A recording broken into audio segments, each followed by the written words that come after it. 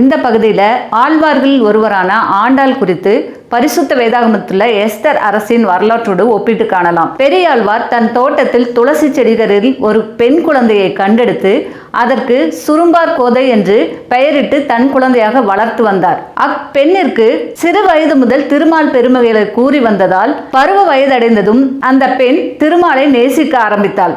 ஒரு நாள் அப்பெண்ணை திருவரங்கம் ஆலயத்திற்கு கூட்டிச் சென்ற பொழுது அப்பெண் மறைந்து போனாள்.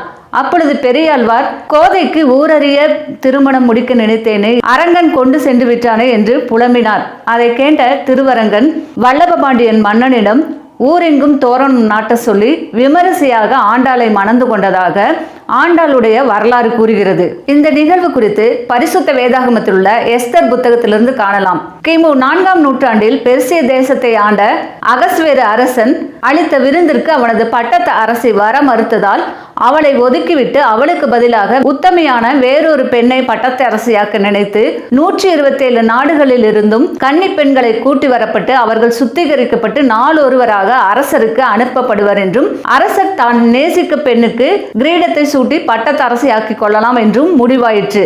அந்நாட்களில் சூசான் அரண்மனையில் வாய்க்காப்பாளனாக இருந்த மொர்தெகாய் தனது சிறிய தகப்பனின் மகளான எஸ்தருக்கு பெற்றோர் இல்லாததால் அவளை தன் மகளாக வளர்த்து வந்தான்.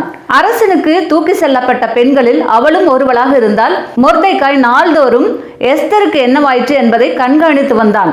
எஸ்தர் 6 மாதம் அளவும் சுத்திகரிக்கப்பட்டு அவளது முறை வந்த பொழுது அரசனிடம் அனுப்பப்பட்டால் அப்பொழுது அரசன் அவளை மிகவும் நேசித்து அவளுக்கு கிரீடத்தை சூட்டி அதிபதிகளுக்கும் பிரபுகளுக்கும் விருந்தளித்து விமரிசையாக அவளை மணந்து கொண்டான். பெரியாழ்வார் மற்றும் மொர்தெகாய் வரலாற்றிலிருந்து அவர்கள் இருவருமே ஒரு பெற்றோரில்லாத பெண் குழந்தையை வளர்த்து வந்ததும் அந்த பெண்ணானவள் பருவ வயதடைந்ததும் காணாமல் போனதும் பின்பு அவர்களுடைய திருமணம் விமர்சையாக நடந்தது குறித்தும் இருவரது வரலாற்றிலிருந்தும் அறிந்து கொள்கிறோம். எஸ்தருடைய எபிரேய பெயரான அத்சால் என்பதற்கு புனிதமான செடி என்று பொருள்.